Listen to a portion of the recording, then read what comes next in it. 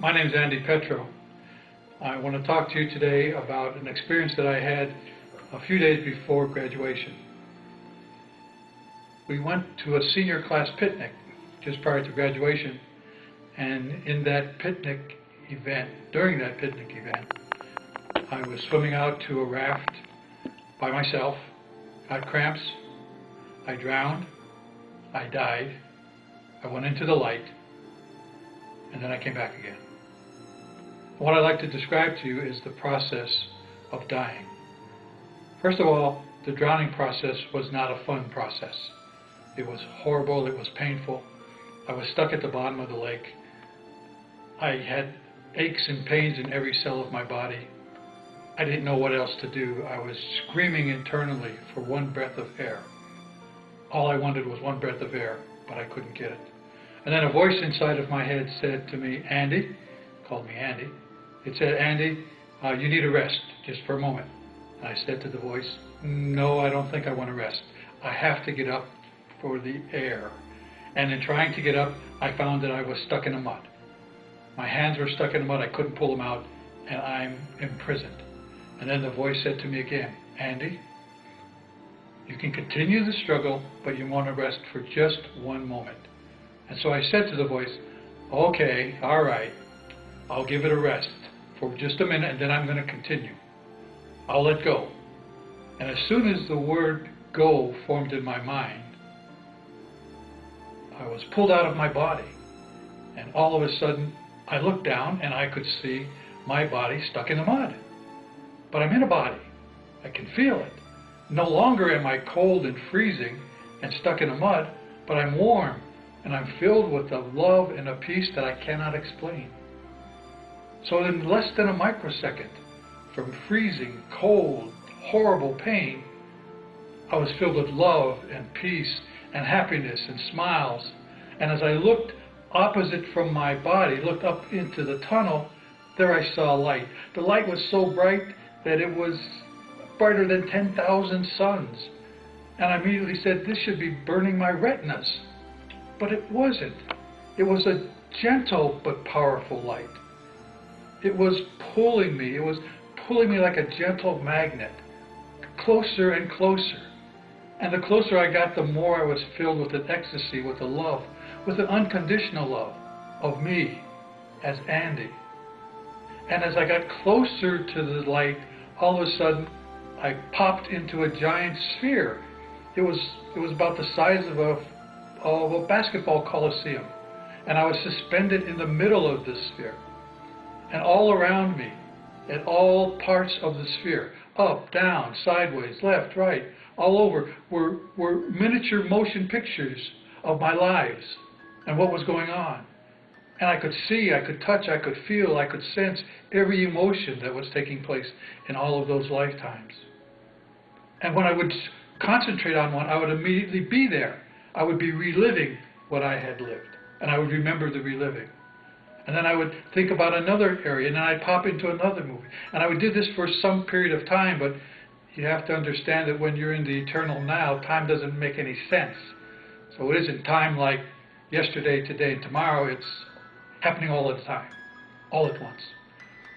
And I was there for an extended period using earth terms. And then all of a sudden I popped out of the sphere, and now I'm in front of the light. And the light is so warm and so glowing and so forgiving. And the light had no judgment. There was no condemnation. There was no blaming, no shame. There was nothing but love and acceptance. And the light was viewing me. The light knew everything that I ever thought, did, or will do. It knew everything. And the light welcomed me. And the light said, Andy, don't be afraid. And I was impressed. I mean, the light knew me and called me by my name, called me Andy. Oh, that's pretty good. And then the light said, Andy, I love you. And then the light said, Andy, we love you. Now when the light said, Andy, we love you, I looked in back of the light, and the light was a huge, giant form that I've never seen on earth, and I cannot describe, but I recognized it. And I can see it right now in my mind's eye. And as the light said to me, Andy, we love you, in back of the light were billions and billions and billions of other lights. And all of them knew me. And they all said in a giant chorus, welcome home, Andy. And I said out loud, I'm home. At last I'm home. And the light welcomed me. The light absorbed me into the light. So I was part of the light. And once I was in the light, I knew everything the light knew. I knew all about the universe. I knew everything about flowers, about plants, about asteroids, about suns, about novas, everything. I didn't have a question for the light. Why? Because I knew all the answers. I had nothing to ask. And we laughed and we played. And by the way, the light has a fantastic sense of humor. We would view some of the really silly things that I did in my lifetime, and we'd be laughing at how serious I took them. Because life down here is an illusion. It's a game. Don't take it so serious. The life has a wonderful sense of humor. And we're laughing and we're talking and we're just having a great time. And then the light says to me, Andy, you have to go back.